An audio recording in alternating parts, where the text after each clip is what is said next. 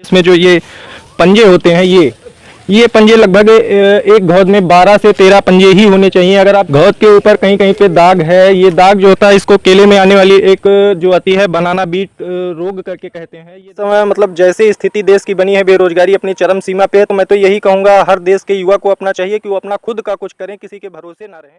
सच 24 India दर्शकों को समय समय पर व्यावसायिक गतिविधियों की जानकारी देती रहती है। इसी क्रम में आज हम रामनगरी अयोध्या के अकवारा गांव में खड़े हैं, जो कि विकासखंड पूरा में आता है। आज हम आप लोगों को यहां जानकारी देंगे केले की खेती को लेकर।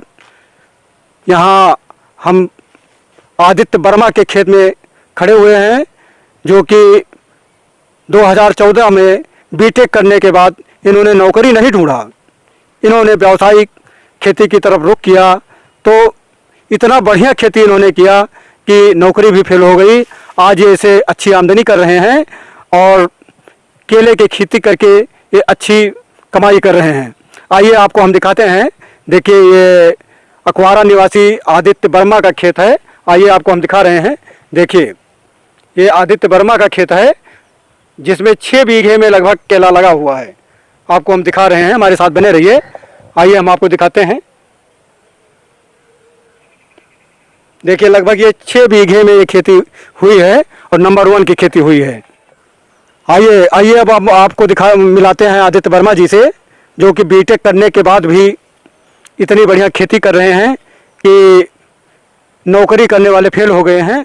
आइए अभी हम आपको मिलाते हैं आदित्य वर्मा जी से।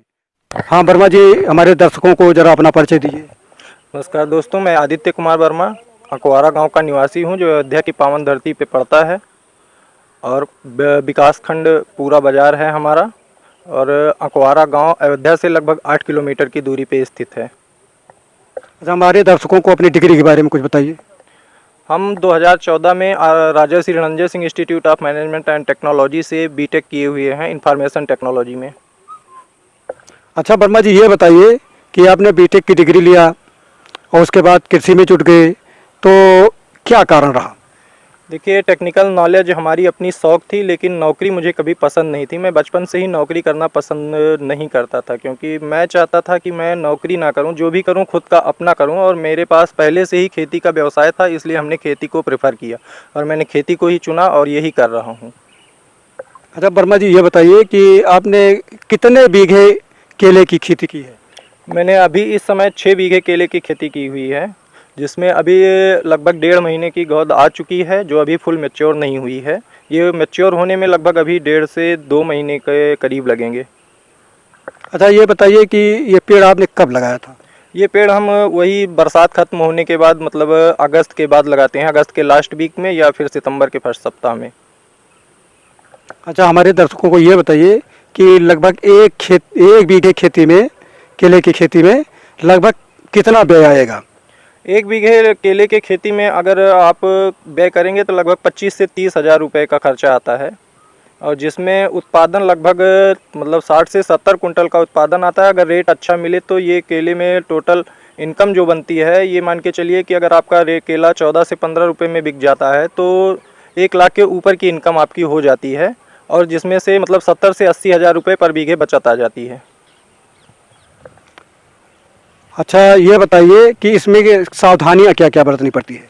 केले में सावधानियां, पहली बात तो केले में पानी नहीं लगना चाहिए। इसको जिस ज़मीन पे लगाना हो ज़मीन ऊंची हो और जल निकासी का बड़ा अच्छा प्रबंध होना चाहिए, क्योंकि केले की फसल में अगर 6 घंटे से ज़्यादा पानी रह गया तो केले की फसल गलने की दिक्कत रहती है। अगर मान लीजिए किसी किसान भाई के खेत में केले की फसल में पानी निकालने की सुविधा नहीं है और पानी भरा रह गया, तो उसके लिए वो अपने केले के पौधे की जड़ के पास कॉपर ऑक्सीक्लोराइड का छिड़काव कर सकते हैं, या फिर ये मतलब कोई भी फंजीसाइड का स्प्रे या ड्रेंचिंग कर सकते हैं, जिससे वो पौधे मतलब 1-2 दिन और भी सरवाइव कर पाएंगे। अच्छा, आपके बताने का मतलब ये हुआ कि लागत निकालने के बाद 6 बीघे में लगभग 5 से 6 लाख रुपए आपकी आमदनी हो रही है। हाँ, अगर केले का रेट अच्छा रहा तो 1 बीघे में 5 से 6 लाख रुपए की आमदनी होगी। अगर मतलब केला अभी तक तो हम जब से काम शुरू किए हैं 2014 से 7 रुपये के नीचे नहीं बिका है, मैक्सिमम 18 तक जाता है, 20 तक जाता है, लेकिन एवरेज रेट हम लोग 14 या 15 कमाते हैं। उस रेट से मतलब 6 बीघे में 4 लाख के ऊपर ही बचत होती है।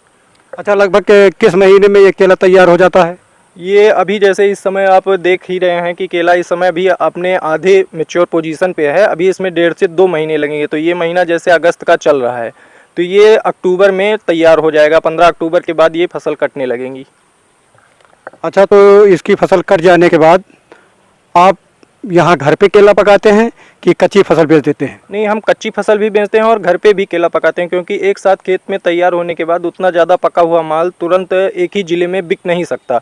इसलिए हम लोग क्या करते हैं कि आधी फसल मंडी में कच्चा बेचते हैं या फिर खेत में ही व्यापारी को दे देते हैं, और बाकी जो फसल होती है उसको हम अपने प्लांट में पकाते हैं। उसको पकाने के लिए कोई बहुत बड़ी दिक्कत नहीं है दोस्तों। बस आप एक एसी लगवाइए कमरे में, और इथोफेन दवा जो लाल दवा आती है उसमें आप अपने केलों को भिगाइए और सीधा एसी में ले जाके 18 से 20 डिग्री टेम्परेचर पे रख दीजिए। तीसरे दिन आपका केला बढ़िया पीला और पका हुआ निकलेगा।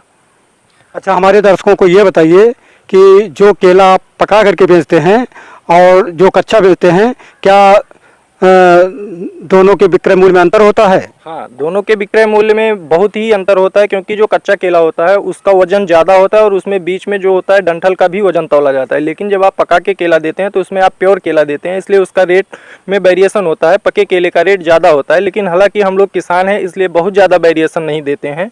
जैसे कच्चा केला अगर 14 रुपये किलो है तो हम पका केला 25-30 रुपये किलो में बेच देते हैं। अच्छा, ये बताइए हमारे दर्शकों को कि प्रति बीघे लाभ का अंतर क्या होता है? नहीं, प्रति बीघे लाभ का अंतर मैं आपकी बात समझ नहीं पाया। नहीं, कच्चे केले में और पक्के केले में? नहीं, प्रति बीघे लाभ का अंतर मतलब ये होता है कि जैसे कच्चा केला बेचने पे तो हमें तुरंत इनकम हो जाती है, और पका केले में हमें रिस्क रहता है। जैसे अगर आप केला तैयार कर लिए, पक गया, अगर आपका केला नहीं बिका तो वो सड़ जाएगा और ख़राब हो जाएगा, जबकि कच्चा केला 1-2 दिन तक आप रख सकते हैं। इसलिए जो होता है पका केला जो है मतलब उसका वेरिएशन भी रेट का ज़्यादा होता है, ताकि नुकसान होने पे भी आपके मतलब अपने पास से अपनी जेब से आपका नुकसान ना हो, उसी में वो एडजस्ट कर ले। लगभग अगर आप सारा केला पका के बेचेंगे तो आपकी 1 से 1.5 लाख रुपए की इनकम एक्स्ट्रा हो जाएगी एज ए किसान। अच्छा वर्मा जी, ये बताइए, तकनीकी शिक्षा प्राप्त करने के बाद आप कृषि कार्य कर रहे हैं, तो हमारे देश के जो नवयुवा हैं उनको आप क्या संदेश देना चाहते हैं? अब उनको क्या संदेश देना है, इस जिस समय मतलब जैसे स्थिति देश की बनी है, बेरोजगारी अपनी चरम सीमा पे है, तो मैं तो यही कहूँगा हर देश के युवा को अपना चाहिए कि वो अपना खुद का कुछ करें, किसी के भरोसे ना रहें। अगर वो खुद से कुछ करते हैं तो अपना भी तो काम चलाएंगे और दूसरा एक दूसरे को मतलब रोजगार भी देंगे। इससे देश की आर्थिक स्थिति भी अच्छी होगी और बेरोजगारी की दर भी घटेगी। अच्छा वर्मा जी, ये बताइए कि ये जो आप प्लांट लगाए हुए हैं और केले की खेती कर रहे हैं, तो इसमें आपके माध्यम से लगभग कितने लोगों को रोजगार मिल रहा होगा? इसमें लगभग अब ये मान के चलिए कि हमारे इस केले के खेत में लगभग 2 से 3 दिन पे हमको 2 या 3 लेबर की ज़रूरत हमेशा पड़ी रहती है। मतलब जब तक 14 महीने की फसल होती है केले की, 14 महीने में मतलब हर महीने के 15 दिन हमको 4 से 5 लेबर लगाने पड़ते हैं।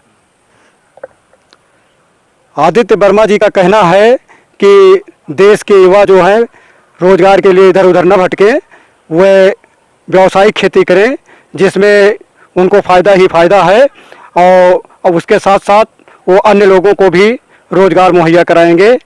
वर्मा जी, हमारे दर्शकों को जरा केला की खेती की प्रबंधन के बारे में विस्तार से बताइए और दिखाइए अपना खेत। जी आइए, ये जैसे आप लोग देख रहे हैं ये हमारे केले के पौधे हैं। इसमें आप देख रहे हैं कि पत्तियां किनारे किनारे सूखी हैं, तो ये आप देख के ऐसा लग रहा होगा कि ये फसल रोगग्रस्त है या कोई दिक्कत है। तो ऐसा इसलिए है क्योंकि अब की बार मौसम अनुकूल ना होने की वजह से, बरसात ना होने की वजह से, ये हाई टेम्परेचर की वजह से पत्तियां सूख रही हैं, और बाकी इसमें कोई रोग नहीं है। और ये जैसे आप देख रहे हैं घौद, इतनी लंबी लंबी घौद है। आप सोच रहे हैं कि ये घौद इतनी लंबी है, लेकिन मार्केट में और लंबी भी आती है और छोटी भी आती है, लेकिन इसका एक साइज होता है, स्पेसिफिक साइज होता है जिसमें अच्छा उत्पादन आता है। इस घौद के अच्छे उत्पादन के लिए इसमें जो ये पंजे होते हैं, ये पंजे लगभग एक घौद में 12 से 13 पंजे ही होने चाहिए। अगर आप ज़्यादा कर देंगे तो ऊपर के केले तो बड़े हो जाएंगे, लेकिन नीचे के केले की साइज छोटी हो जाएगी, जिससे आपको मार्केट में इसका रेट अच्छा नहीं मिलेगा, क्योंकि आपकी नीचे की क्वालिटी ख़राब हो जाती है। आइए आपको दूसरी चीज़ के बारे में बताते हैं। जैसे आपने देखा ये घौद के ऊपर कहीं कहीं पे दाग है। ये दाग जो होता है, इसको केले में आने वाली एक जो आती है बनाना बीट रोग करके कहते हैं। ये दाग इसलिए आता है क्योंकि ये जब केले के फूल निकलते हैं तो ये उसके ऊपर जो ये पत्तियां होती हैं, इन पत्तियों के नीचे कीड़े लग जाते हैं, और वो कीड़े जहाँ जहाँ पे रहते हैं वहाँ पे ये डार्क स्पॉट पड़ जाते हैं। और ये इसके लिए हम ठीक करने के लिए इसमें प्रोपिकोनाजोल का स्प्रे करके इसको ख़त्म कर सकते हैं, या पोटास का स्प्रे कर करके इसको ख़त्म किया जा सकता है। और अभी ये पूरी मैच्योर नहीं है।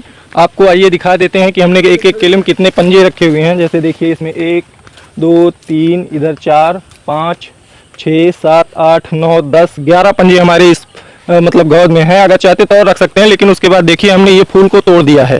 फूल को हम लोग इसलिए तोड़ देते हैं ताकि इसकी और ताकत एक्स्ट्रा खराब ना हो और पौधे अच्छे से चले और ये इसकी छीमी की मोटाई अच्छी आए।